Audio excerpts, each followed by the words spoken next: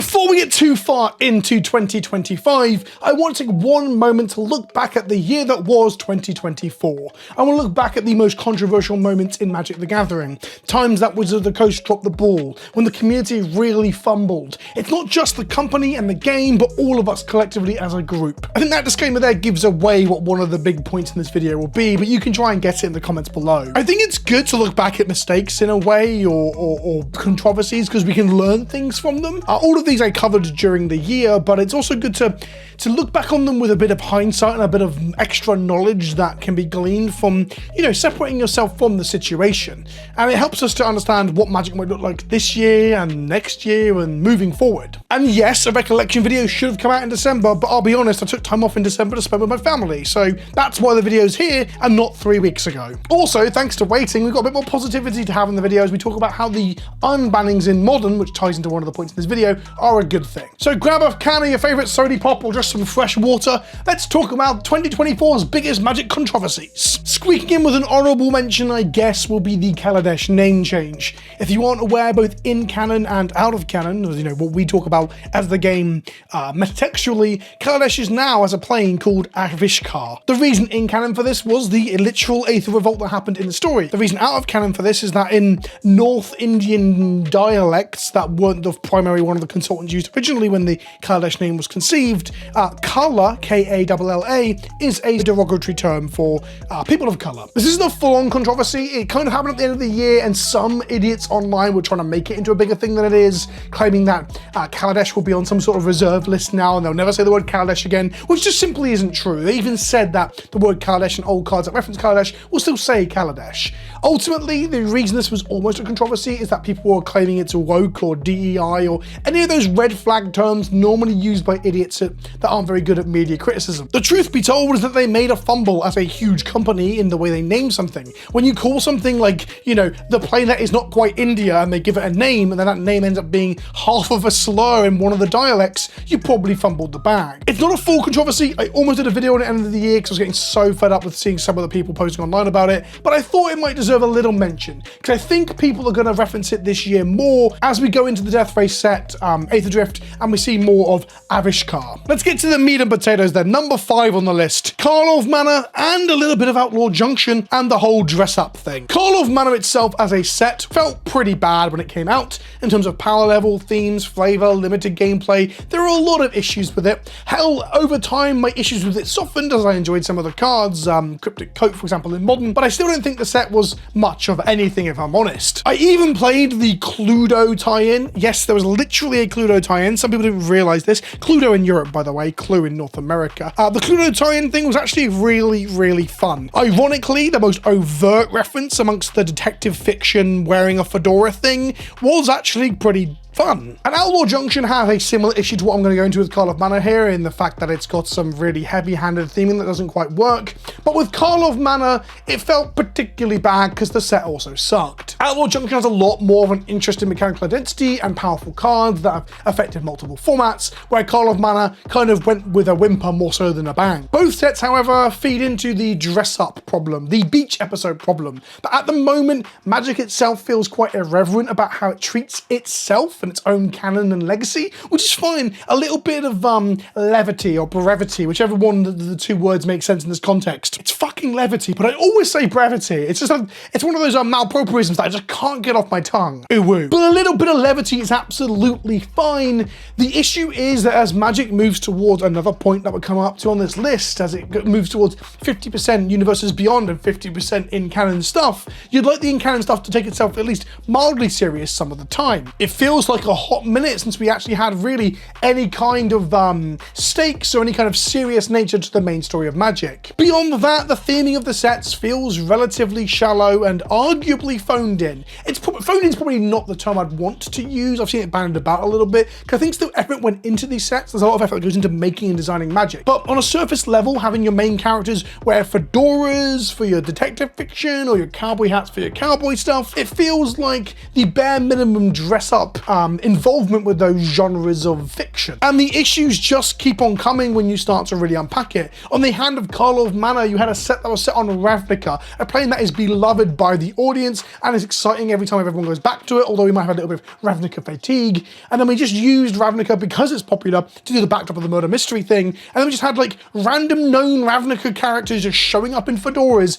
or showing up in the murder mystery, just so we could have like those memberberry reference moments, which is a common thing now. The Omen Paths opened up, every set is just full of the same old characters every time, and sometimes they look nothing like they used to.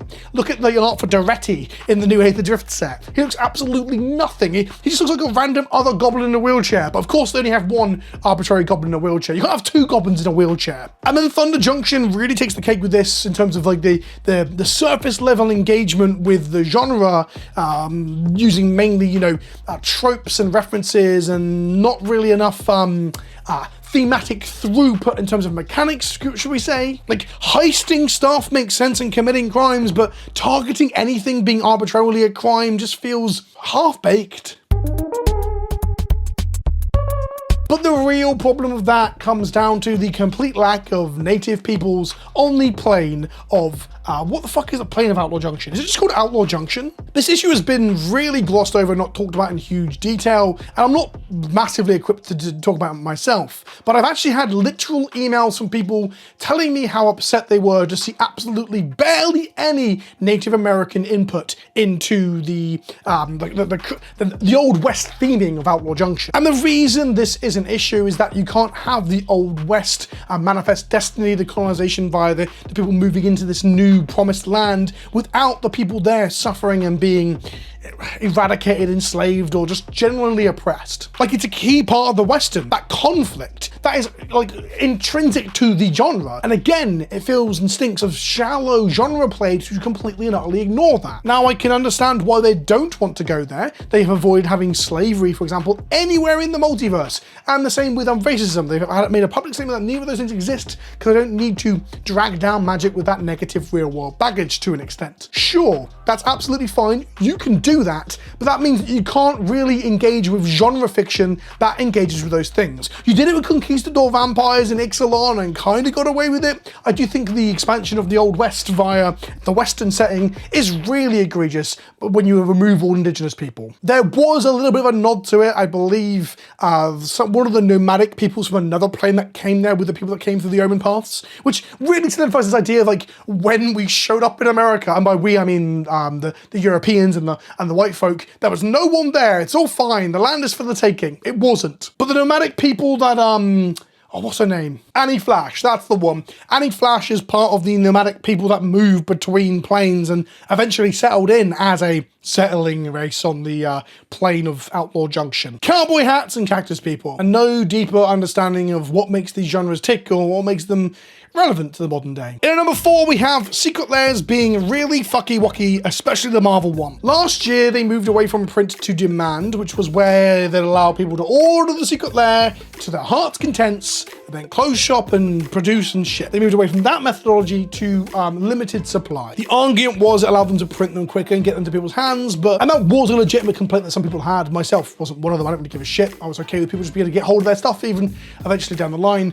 But the limited run was meant to do that, but in reality, the truth be told, it was there to induce FOMO. And nowhere was this more apparent than the Marvel Secret Lair day of release. The whole thing was an absolute fucking mess. I did a whole video on it only recently, but to recap the idea, people were queuing for upwards of 6 hours. During the queuing time, things were selling out and coming up at the top of the page that you couldn't get hold of them. I was only in the queue for a few hours and I didn't get one of the Avengers signets because they were sold out. So I'd put $200 worth of stuff in my basket, incentivized by the extra card that is going to be like a rarity, and that card was no longer available by the time I checked out. Fuck. Then people queue skipped, people preloaded, people went back in and bought more than the allocation of what they should have. The allocations were already quite high. Things started showing up and being scalped online really quickly as well, and the whole thing just felt like a fuck. And now we have this really shit situation where they've explicitly said that they may reprint the cards that are in the Secret Lairs into the main sets with different art, different framings and similar, which then makes people be able to get hold of the cards, which I think is good, but it really stings all the people that bought into the FOMO, which is both they shouldn't have bought into the FOMO, but it's also still fucking just not a great outcome, is it? There's so many ways they could fix this in future, and they've completely and utterly ignored the topic and not really engaged with the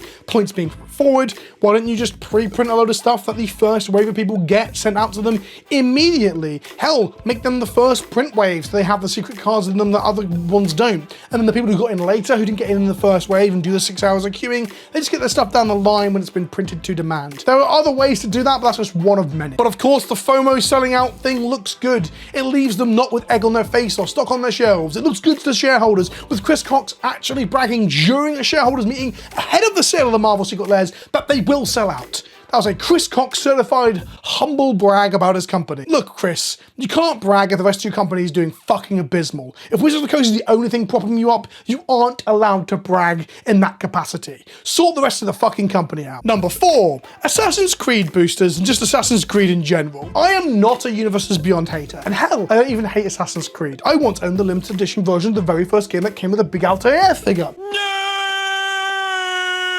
The thing that I think is really funny about Assassin's Creed that we have to look back on is that Ubisoft probably don't feel very good about the integration. I can't imagine it made them that much money. Instead of the wonderful best-selling Warhammer Commander decks or Doctor Who or Fallout ones, where somebody wanted to get into Magic because of the new property, walks into the shop and buys all decks off the shelf and is ready to play Commander, not the best way to learn Magic, but it's a way to play, instead they can buy 7-card boosters of Aftermath product. It's not called Aftermath boosters, but it is Aftermath boosters. After March of the Machine and the interplanetary invasion and stuff, there's this idea to do a little epilogue set where they give us epilogue boosters or Aftermath boosters, where there'd be tiny little boosty sets that had a handful of cards in them, and they were shit. They cost the same as a normal booster, the set was so small that you got massive amounts of duplicates, then no one wanted to fucking open it, so the cards in it started to spike, and overall it was a very badly received product from 2023. For some reason that no one understands, Assassin's Creed was designed and planned to be the same fucking product. The same product format, should we say. Not the same products, not the same cards, obviously. Somewhere along the line that they realized that the Aftermath thing wasn't going to work, and Big Score, which was a load of artifacts that ended up being in Outlaw Junction, which was going to be the opening of the Vault, which originally intended to be another Aftermath epilogue boostery sort of thing, they decided to roll that into the main set, meaning that Thunder Junction had more mythics than your mum has hemorrhoids. But that planning couldn't work for Assassin's Creed. Its contract had already been signed. So Assassin's Creed came out as epilogue style 7-card boosters that no one fucking wanted. The cards were straight into Modern, of course, which is a thing they're doing for they started to do that for everything. That was kind of their plan to help shift stuff, because Modern Horizons being put straight into Modern made a very popular product. And thus they did this for Lord of the Rings, Assassin's Creed, and I guess that was originally the plan for the Spider-Man Marvel stuff too. But the cards in Assassin's Creed kind of sucked, and 1 or 2 of them have seen fringe play, so they weren't really good for the modern players. And the Commander players, sure, there's actually quite a few good Commander cards in there, from Mjolnir through to Excalibur, through to some of the other shit that's in there. But the problem was that no one who wanted to build an Assassin's Creed deck wanted to rip multiple packs. You want to buy a lot of stuff on the secondary market, which means other people have to go buy the packs and crack them, and no one wants to buy these fucking packs. And that's why mythics like Edward, Kenway, Yggdrasil, and Excalibur are all $16 or more, because no one really opened the set. This product is rotting in inventories and shops. It's similar to the previous Aftermath problem, where Nissa was ballooning in price until people just, fire sell the product to get some money back, and then Nissa went down. Although she's still $20 upon looking up for this video, which is, yeah, okay, but she's not like the climbing price she once was. Assassin's Creed was probably the best example of how not to do a Universes Beyond thing. And in some ways, they accidentally proved all the people right who were criticizing Wizards of the Coast for even bothering to do Assassin's Creed in the first place, saying it wasn't a good fit for the company. If these were Commander decks, I think they would have sold a lot better and been received reasonably better than what this fucking booster product was. No one wants this shit. In at number 3, we have Wizards of the Coast just not wanting to ban shit on time. This is referencing 2 cards in specific, but it works for certain other things as well. The first one being the One Ring. The One Ring stayed legal in Modern for far too fucking long, to the point that people started to think they couldn't ban it, myself included, because of contractual obligations. We were really starting to believe that some sort of intellectual property contract with Middle Earth Industries, whatever they're called, meant they could not ban this in a format. Maybe they couldn't for at least a year, because it took them a year and a half to do it. Either way, they sat on this for so fucking long. It was banned in Gladiator back in May of last year, but it took till December for them to ban it in Modern. But it's not just the One Ring, it's a whole plethora of power crept shit from the Modern Horizons expansions. And this leads us into the next point on the list, number 2, that Modern Horizons absolutely shit the bed once again. We're going to tie 2 and 3 together here. I was very positive on the initial reception of Modern Horizons 3 because it felt a lower power level, except for one particular outlier, which was Nardu. Nardu is just a fucking ludicrous design that is absolutely missing some speech marks or commas or something somewhere in its text box to stop you from having this work on every creature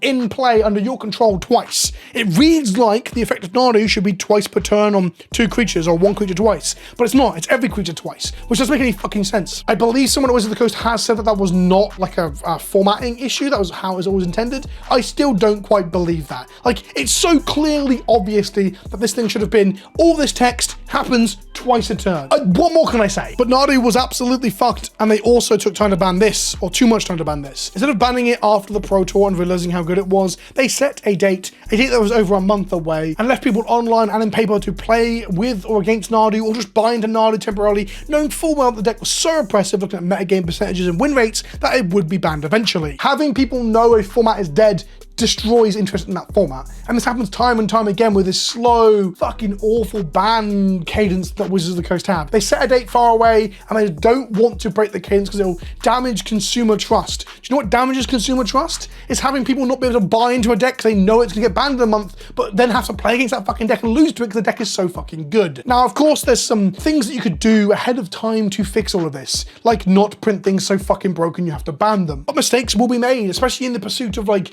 you know, minor power creep, although this is excessive power creep, but minor power creep, which is a necessity, alongside trying to innovate and make fun and interesting new things. You have to make the audience excited, and mistakes will be made. That's fine. But when the mistakes are made, you can't leave formats and games to fucking rot, to tarnish the reputation and the vibes of older formats or Magic in general, just because you don't want to upset someone who bought their Nardus because everyone knew they were broken. We're playing a card game that has 2 different digital clients, that was working in the digital world alongside other card games in the digital space, that does not want to get up to date and with the times in terms of ban cadence or ban regularity. Like, when you're playing a new game, let's just say The Bazaar, or let's just say TFT, 2 things I played a lot of over Christmas, and something is busted or broken, like ludicrously broken, metagame warping, for the most part, not including the fucking monitor lizard, but for the most part, the developers will do hot fixes to fix it. Wizards are really scared of hot fixing their game, which is weird, because if you're gonna be so not scared to power creep it, you have to be not scared to fucking hotfix it. And for a positive moment, Modern just got an unbanning, several unbannings, Mox Opal, Faithless Looting, Green Sun Zenith, what's the other one? Oh yeah, Twin. And that's really exciting to see them, like,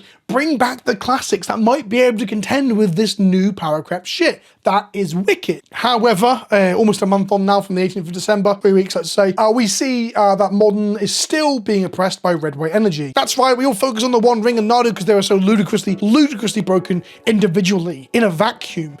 Technically not in a vacuum, like Nardu needs creatures in a fucking sugar or whatever, but they're so obviously dumb on their own. The red-white energy creatures are obviously dumb too, but not to the same extent. It's when you create a pile of them, a collection of red-white, mid-range aggro energy shit from Modern Horizons, it becomes incredibly oppressive. I guess maybe I'm being hyperbolic of saying incredibly oppressive, but it's true. They just banned down Draft, and the deck is still the best deck in the format and will probably continue to be so, because the red-white energy archetype is a deck list that was written and given to us by Wizards, because you just play all these cards from Modern Horizons 3, and that sucks. And the problem is, we won't get a fix to this in any way, shape, or form until we get to the next banned and restricted announcement. Now, maybe me being a content creator and primarily a digital player sees this as less of an issue, and someone playing this in paper would be pissed off if we had a ban announcement every like 2 weeks. But I honestly think that's better than having the formats just be fucking miserable for the people that don't want to play into the best Modern Horizons pile that won't last out a year.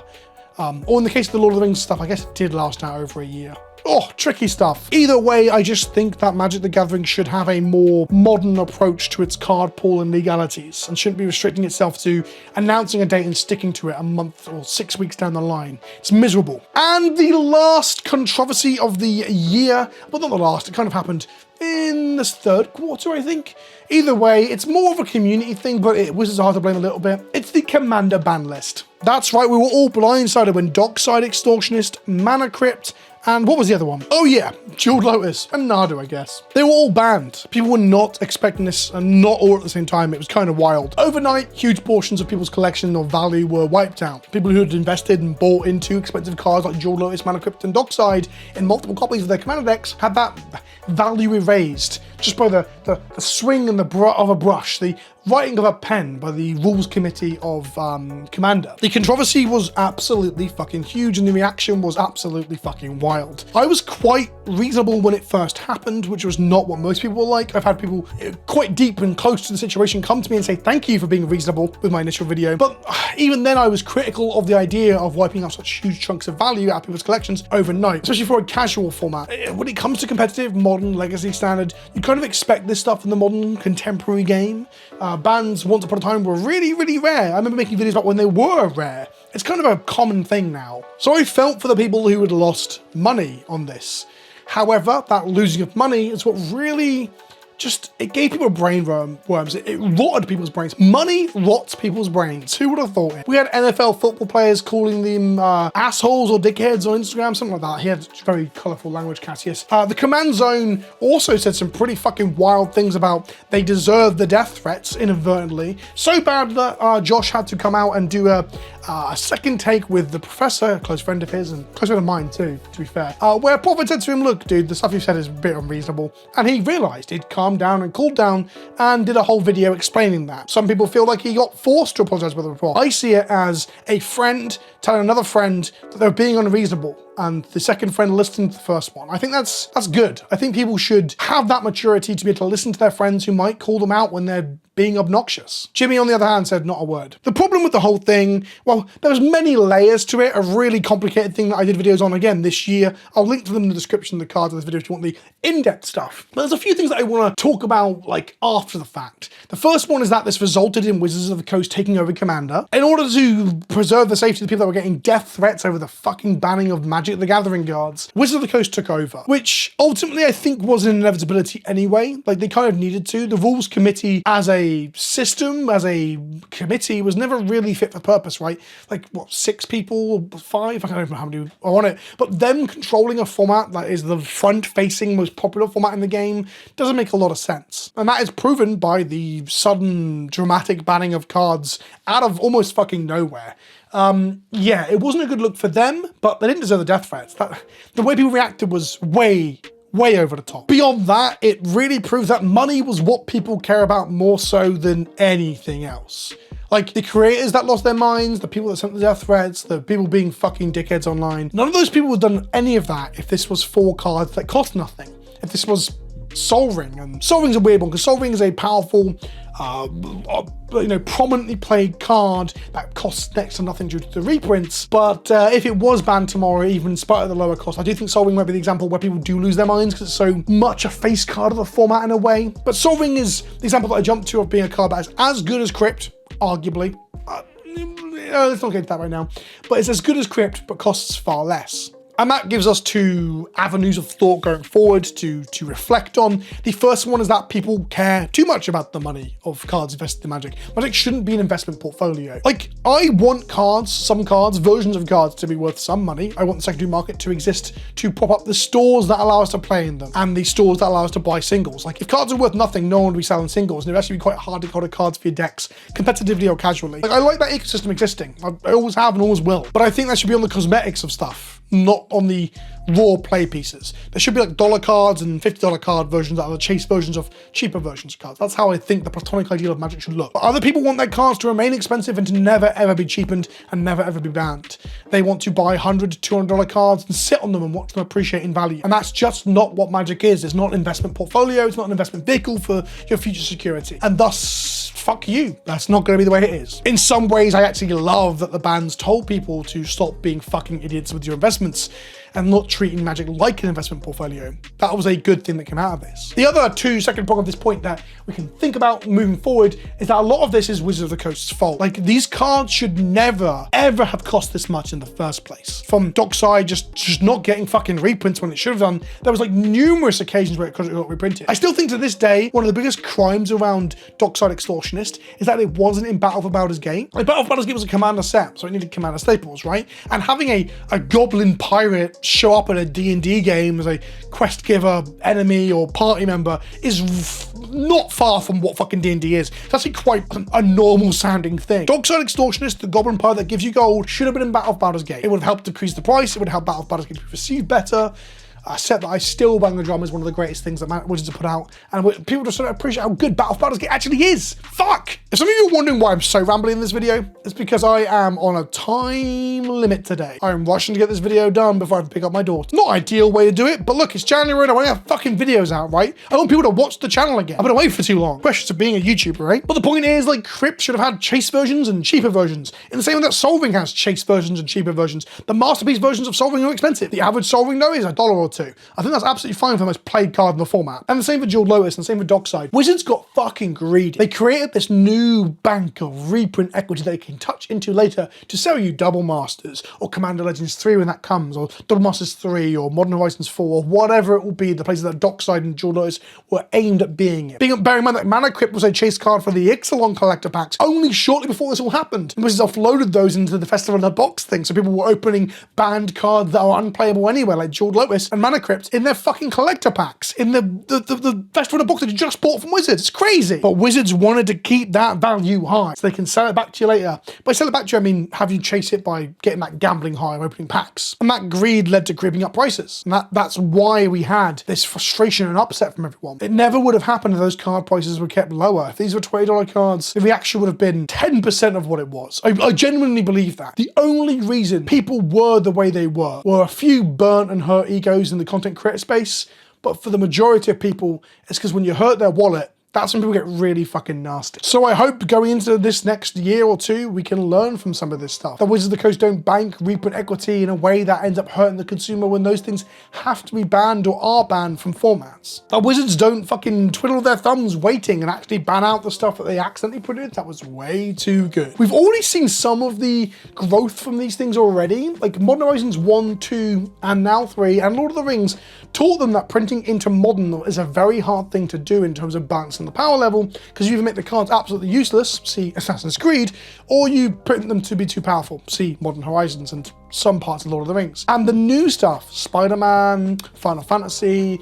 they're putting it into standard, A, to make them much more desirable across all formats, I guess, but B, to allow them to balance the cards easier. Because when you're trying to make them standard viable, it's a lot easier to tune them in a way that should make them balanced. We're trying to make them modern viable or modern playable is just, I did a whole video on that. Trying to outplay or play alongside the design mistakes that live in Modern, for example, or Legacy, is a very difficult tightrope to walk, and Wizards of the Coast have proved time and time again that actually, when they do that, they fail on many, many occasions that end up outshadowing or overshadowing the rest of the reasonable designs in those sets. So did I miss anything? Was there another controversy of the year that you think I should have talked about in this video? That's it now. 2024 is over. Things that I just mentioned can be laid to rest in a way. This is cathartic. I do actually feel like doing this video and rambling to camera has got a weight off my shoulders, and we can look forward to 2025. There'll be plenty of fucked things, I'm sure. I've probably got a video coming out next week about how Wizards of the Coast just signed some contracts with a gambling company. Yeah, look out for that one. There's gonna be fucked stuff, but I really do think that the clever people at Wizards of the Coast can learn from their previous mistakes, and the community, the clever people who play Magic, can learn from our mistakes. I hope. I've been Vince, also known as PleasantKenobi on the internet. Thanks for watching. I'll see you all soon. Ta-ta for now.